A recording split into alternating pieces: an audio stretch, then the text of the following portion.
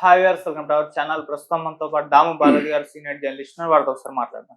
Sir నమస్కారం. Sir Pahalgam ఉగ్రదాడికి సంబంధించిన ఒక టెర్రరిస్ట్ ని ఢిల్లీలో అరెస్ట్ చేసినట్లుగా వార్తలు వస్తున్నాయి సార్. మరి ఎవరా టెర్రరిస్ట్? అతనికి నిజంగా పహల్గామ్ ఉగ్రదాడితో సంబంధం ఉందా? దీనికి సంబంధించినటువంటి వివరాలు ఉన్నాయి సార్. ఇప్పుడు మొత్తంగా మన పహల్గామ్ అటాక్ ఉగ్రదాడి తర్వాత ఆపరేషన్ సింధూరు, దాని తర్వాత పాకిస్తాన్తో మన యుద్ధం అదంతా అయిపోయిన తర్వాత ఒక్కసారిగా మన ఇన్వెస్టిగేటివ్ ఏజెన్సీలు ఎన్ఐఏ కావచ్చు, ఏటీఎస్, ఎన్ఐఏ అంటే నేషనల్ ఇన్వెస్టిగేటింగ్ ఏజెన్సీ, ఏటీఎస్ అంటే యాంటీ టెర్రరిస్ట్ స్క్వాడ్, అట్లాగే మిగతా కౌంటర్ ఇంటెలిజెన్స్లు, ఆయా స్టేట్ కౌంటర్ ఇంటెలిజెన్స్లు అన్నీ కూడా రంగంలోకి అయితే దిగాయి. ఎందుకంటే స్లీపర్ సెల్స్ యాక్టివ్ అవ్వడం, తర్వాత ఈ పహల్గాముకు సంబంధించి పాకిస్తాన్కి మన దేశం నుంచి ఇన్ఫర్మేషన్ ఎలా వెళ్తుంది, ఇవన్నీ కూడా తొవ్వి తీయడానికి బయలుదేరారు. ఈ నేపథ్యంలో ఏమైందంటే ఢిల్లీలో ఉండే పాక్ హై కమిషన్లో ఇద్దరు ఈ గూఢచర్యానికి పాల్పడుతున్నారనేది తేలింది. ఆ ఇద్దరు ఎవరంటే ఒకరు ముజమిల్ హుస్సేన్ అనే అతను, రెండవ అతను డానిష్ అనే అతను. ఈ ఇద్దరితో సంబంధం ఉందనే మనకి జ్యోతి మల్హోత్రా ప్లస్ ఒక 7 మందిని అరెస్ట్ చేశారు. టోటల్గా ఇప్పటి వరకు ఏంటంటే 14 మంది ఇండియన్ పౌరుల్ని అరెస్ట్ చేశారు. ఈ 14 మంది కూడా ఇండియన్ పౌరులే, కానీ పాకిస్తాన్తో సంబంధాలు పెట్టుకొని ఇండియన్ సంబంధించిన రకరకాల ఇన్ఫర్మేషన్ని, సెన్సిటివ్ ఇన్ఫర్మేషన్ని వాళ్ళకి అమ్మేశారు, డబ్బులకి అమ్మేశారు. సో ఇందులో ఈ ముజమిల్ హుస్సేన్ కాంటాక్ట్లో ఎవరెవరు ఉన్నారనేది ఆరా తీసి ముజమిల్ హుస్సేన్ కూడా మనవాళ్ళు ఇక్కడ అతను హైకమిషన్లో ఒక డిప్లొమాట్గా ఉంటున్నాడు కాబట్టి అతన్ని డిప్లొమాటిక్ లాంగ్వేజ్లో పర్సోనా నాన్ గ్రాటా అంటారు. పర్సోనా నాన్ గ్రాటా అంటే అర్థం అన్వెల్కమ్ గెస్ట్ అని. ఇది లాటిన్ పదం. అంటే ఎవరైనా మన దేశంలో వేరే దేశపు డిప్లొమాట్లు ఉంటూ మన దేశానికి వ్యతిరేకంగా ఏమన్నా చేస్తుంటే వాళ్ళని పర్సోనా నాన్ గ్రాటా కింద ప్రకటించి వాళ్ళ దేశానికి పంపించేస్తారు. అలాగా ఇతన్ని పంపించేశారు వాళ్ళ దేశానికి, పాకిస్తాన్కి. అయితే ఇప్పుడు ఇతనికి టచ్లో ఎవరెవరు ఉన్నారు అని ఆరాధీసే క్రమంలో ఢిల్లీకి సంబంధించిన మహమ్మద్ హరూన్ అనే ఒక అతన్ని నిన్న అరెస్ట్ చేశారు. ఈ మహమ్మద్ హరూన్ ఎవరు అంటే ఇతను ఒక స్క్రాప్ వ్యాపారం చేస్తుంటాడు ఢిల్లీలో. నీలాంపూర్ అని నార్త్ ఈస్ట్ ఢిల్లీ అనమాట.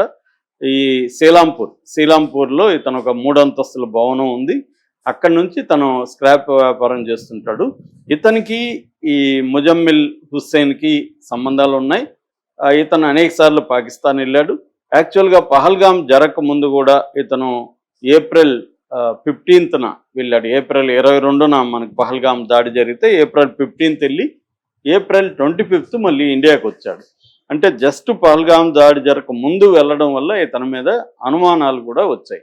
అట్లాగే ఇతను వీసా మోసాల్లో కూడా ఉంటున్నాడు. ఒక ఫేక్ వీసా రాకెట్ కూడా ఇతను నడిపినట్టుగా ఎవరితో ఈ ముజమిల్ హుస్సేన్తో కలిసి నడిపాడు. ముజమిల్ హుస్సేన్కి ఇతనికి మధ్య ఆర్థిక లావాదేవీలు కూడా, ఒక బ్యాంక్ అకౌంట్ ఓపెన్ చేసి మారు పేరుతో అందులో డబ్బులు వేస్తే అది ముజమిల్ హుస్సేన్కి వెళ్తుంది.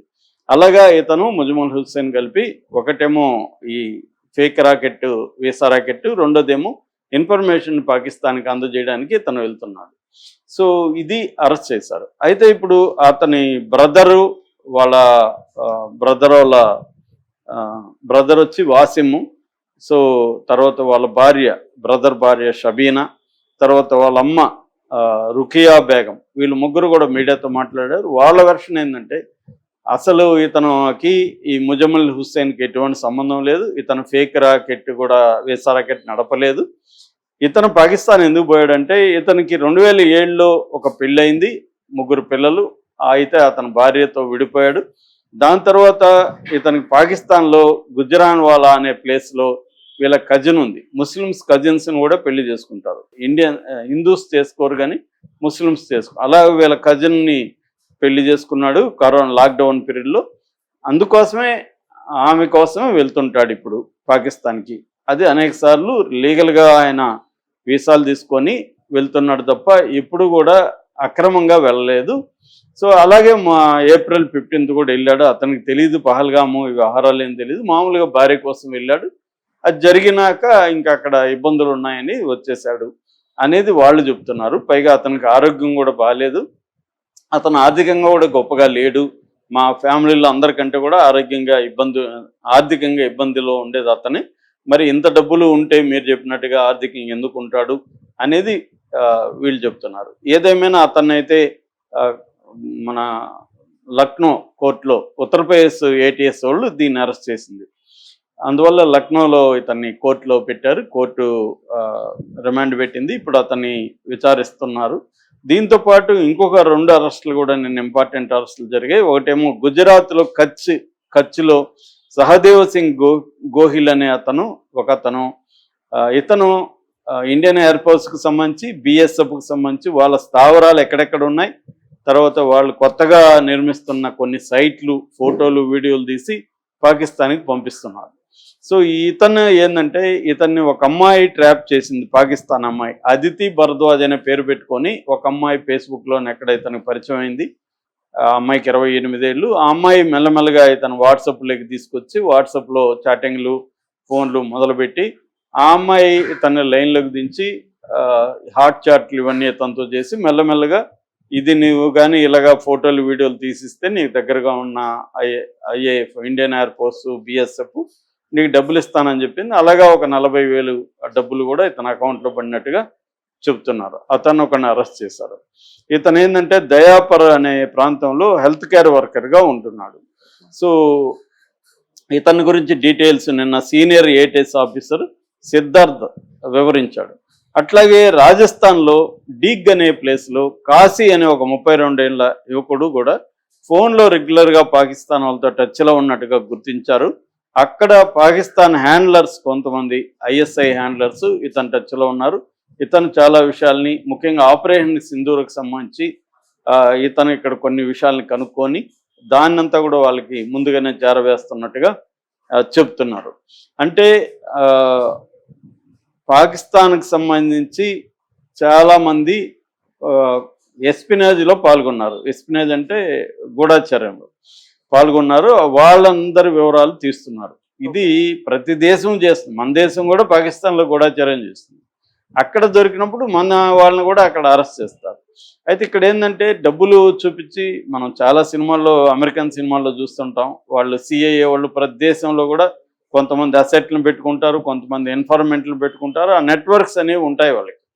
అది ఒక్కోసారి మిలిటరీకి సంబంధించిన వాళ్ళు కానీ మాజీ మిలిటరీ వాళ్ళు కానీ చేస్తుంటారు. కొన్నిసార్లు సివిలియన్ హెల్ప్ కూడా వాళ్ళకి అవసరం అవుతుంది లోకల్గా.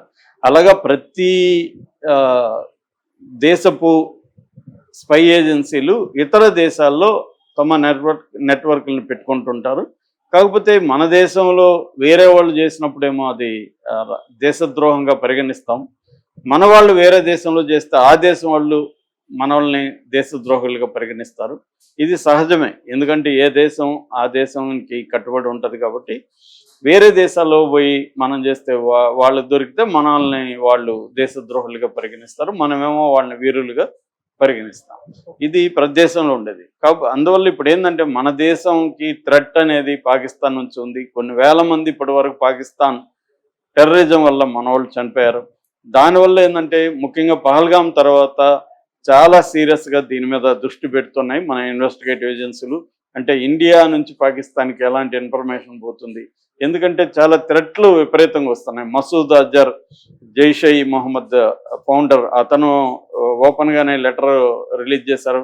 నా కుటుంబంలో 10 మందిని చంపారు కాబట్టి మీ దేశంలో నేను విపరీతంగా అల్లకొల్లం సృష్టిస్తానని అతను ప్రకటించాడు.